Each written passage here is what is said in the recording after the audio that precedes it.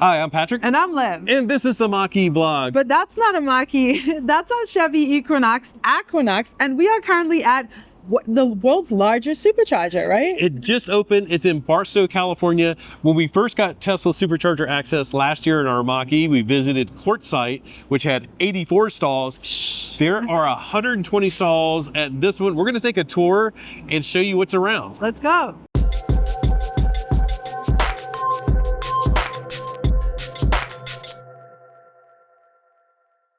Wow, don't know if you could tell with our noise canceling, but that was a perfect time for the trash people to come by. But let's take a look at this, the world's largest supercharger. Now, there are a couple things. Obviously, it's enormous, but I'm gonna make Patrick pivot, unfortunately. So that's good. We're taking a round the world tour. We are taking a round the world tour. So there's trash, which is great. Now, it's up on a ramp, so it's not super accessible. And I'm looking to see if there are accessible chargers. I see one all the way down there. So you guys are literally gonna come with us on a stroll as we explore this. Now, might have been in San Francisco. No, I don't remember what road trip that was. Was it to Denver that we charged at the outlets? It was to Denver. To Denver. We edited it later, but it felt like it was so recent. That was a great one. There was tons of bathroom, tons of amenities. There's not that much stuff right here, unfortunately, but we do have 120 charges, and there are porta potties. Porta potties, that might be for the construction crew. Probably. Because literally this just came online within the past couple of weeks. I don't think they're gonna leave those out there. Probably your best bet for a bathroom would probably be the Circle K, which is we're pointing at right there. It's up the hill a little bit. Or I believe down this way, there's a couple buildings down there. I think one is Barstow Burger or something like that. Sounds like it's pretty good, but I don't know their hours. Yeah, but either way, you do have to schlep. So let's just take a walk down there and let's see what it feels like. I'm looking also for window washing fluid, window wiping, which is my favorite thing to have. Obviously, our ultimate comparison is Rove Charging in Santa Ana. We love those guys, and their facility has a ton of good stuff, a ton of amenities, car wash, squeegees, trash, all that good stuff, even a puppy pad. So does feel nice and good in the sun. As you can see, of course, they have a solar canopy. And Patrick, you know the total number, huh? I don't know the total number. And you can see the cables up here. They're not actually hooked up just yet. But Tesla Supercharger, the account online, said that when it's fully comes online, there's going to be 495 kilowatts of solar energy. Of course, that's peak. You don't necessarily get that, like right now.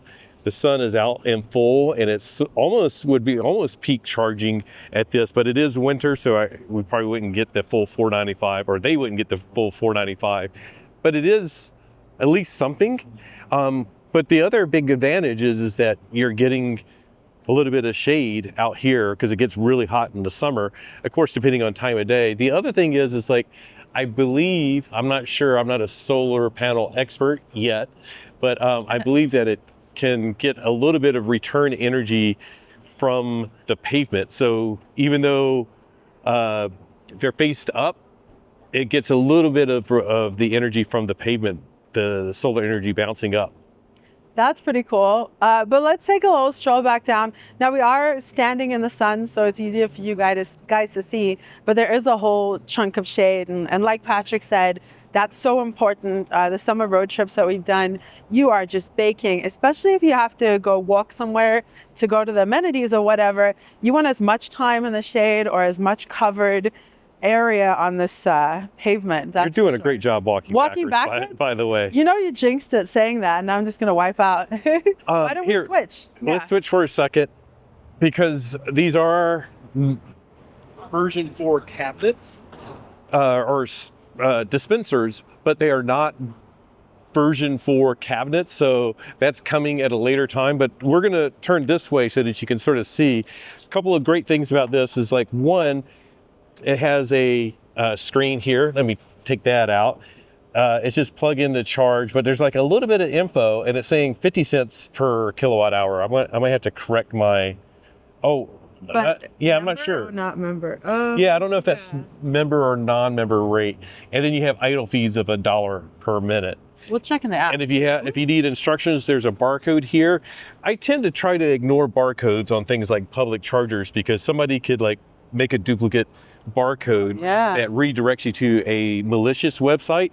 So the best thing is like, it's Tesla. Just download the Tesla app. The other thing that you'll notice in here is that it looks like one of the Tesla adapters is in there. This is what is called a magic dock, if you're not familiar with those. They're not all on V4. There are some V3 stations that have magic dock, but a lot of V4s, not all V4s have the magic dock. And let's see if I can get it to actually release it. Let me put this back in first. Supposedly if you hold this for 2 seconds. Nope. I may have messed it up, so it's not gonna dispense. Or actually, they may not be active yet. That's the other possibility. Oh. Yeah. So I think this is still requiring adapters right now. And what Tesla has done with some of these ones that are magic docks, they put them in operation for a little while. Once they make sure everything is working well, then they will enable the magic dock. And you basically get the adapter by holding the button down for a couple of seconds, and then it will attach the adapter at the end of the cable, and then you can pull it out and you cannot remove it. So with the adapter like the one that we have, where we carry it with us, of course we can remove it anytime that we want. But that's the way the magic docks work. And it means like any CCS car can use these once it's active. I'll have to double check. We'll pop up info like, is magic dock active here?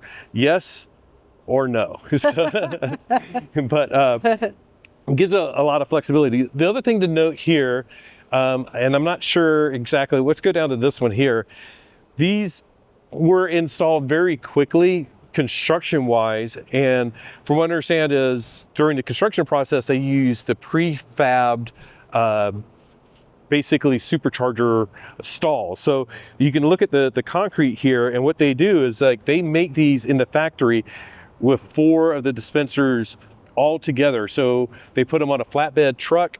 They literally like put it right into place, and it's basically good to go. It's like, it makes it very quick and easy to deploy these. And another way that Tesla is reducing costs in building these big supercharger sites. Of course, the cabinets are back here. You've seen several of these as we've been walking through. Again, these are the still the older cabinets, basically like V3 cabinets, but the V4 dispensers.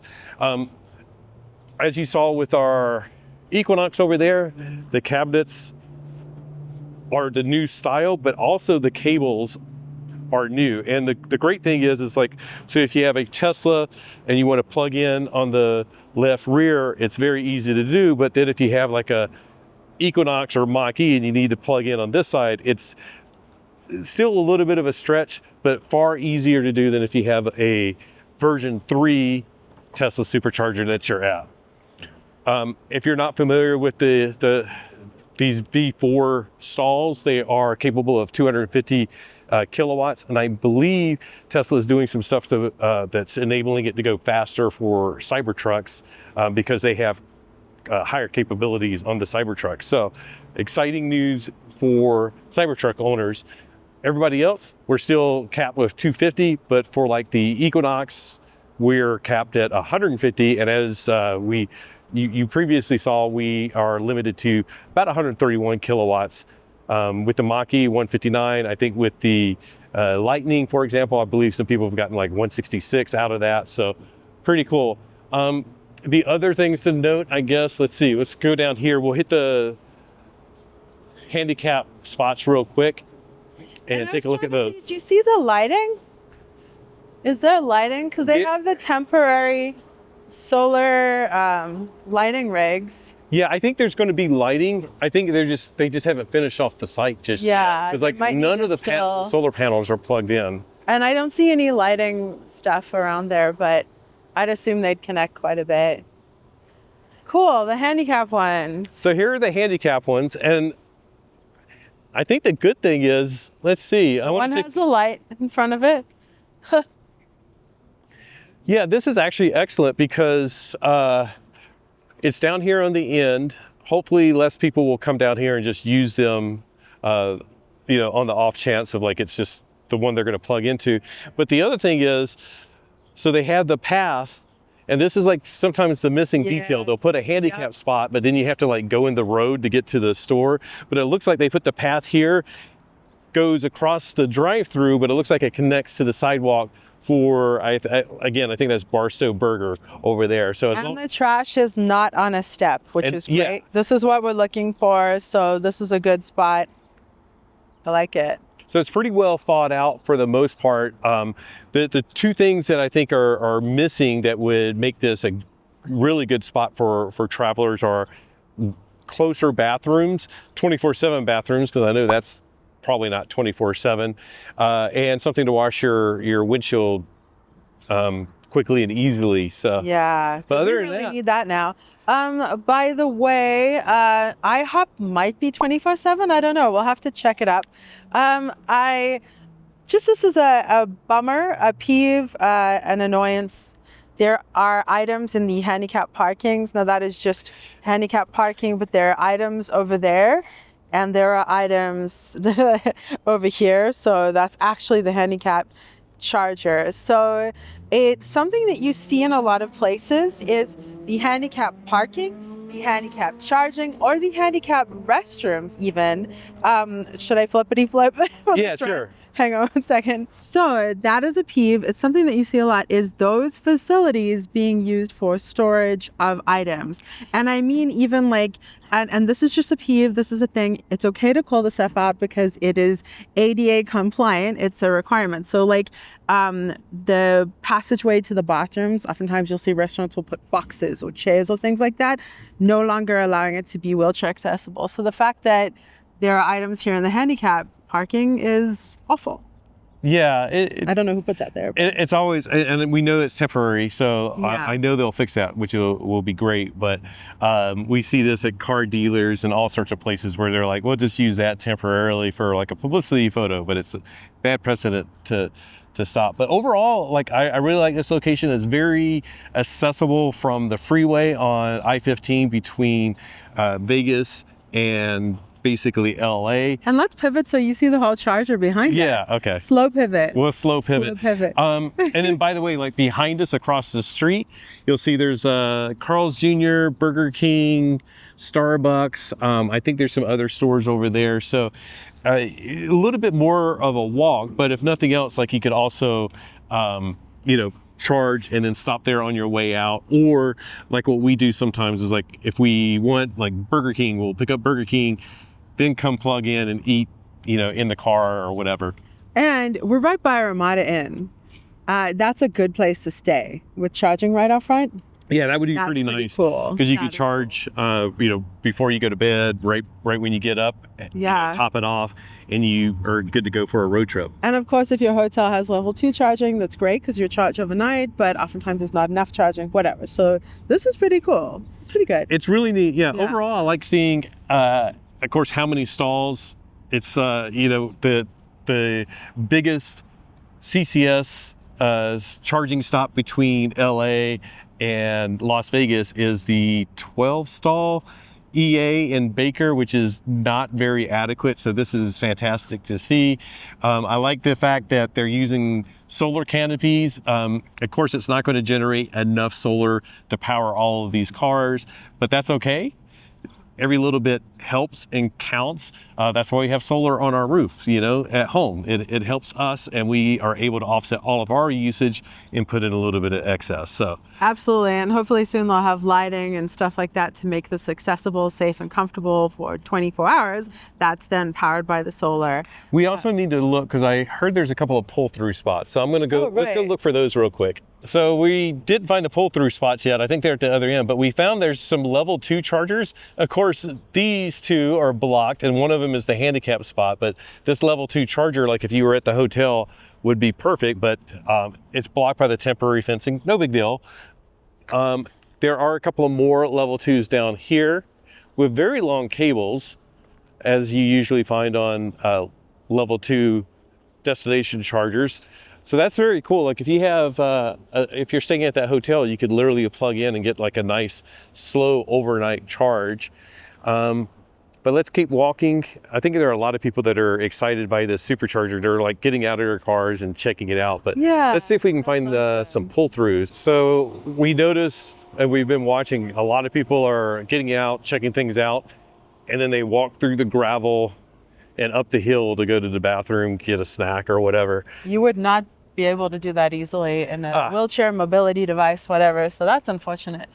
Found the pull-through spot. I thought there were more, but there is one pull-through spot.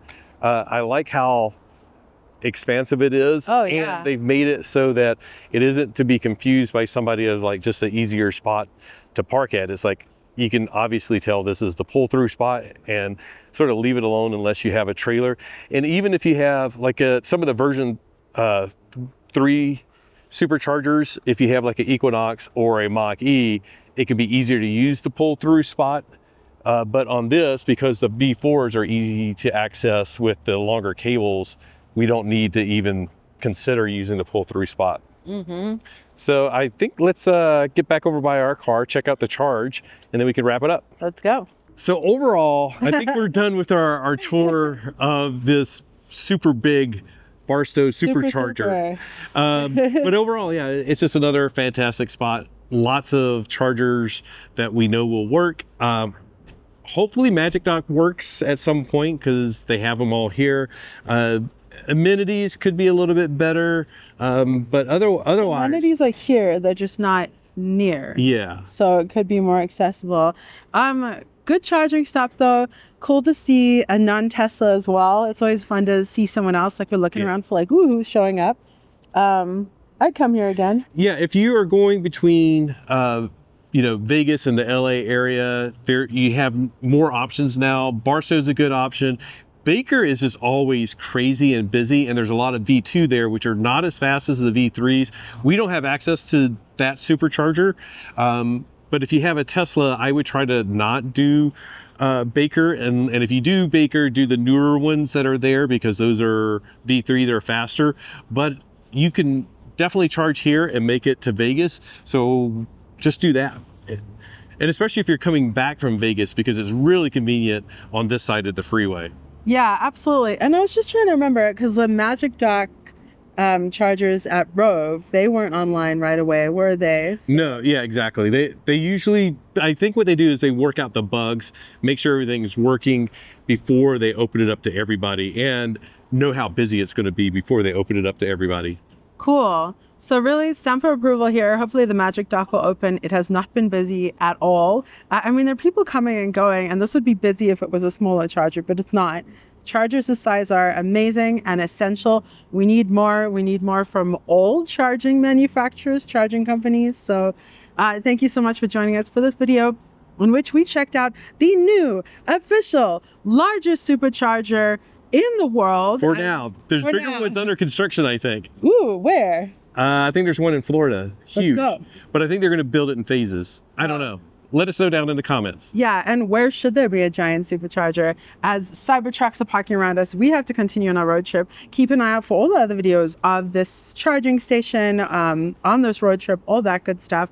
A huge thank you to our patrons whose names are scrolling across the screen right now. We appreciate you guys so much, as well as our YouTube members. You'll know by the lightning bolts next to the name when they leave a comment, and the fact that they can leave fancy ponies, which they should right now. And on that note, just remember that whatever you drive, whether you can supercharge it or not, enjoy the ride. Bye. Bye.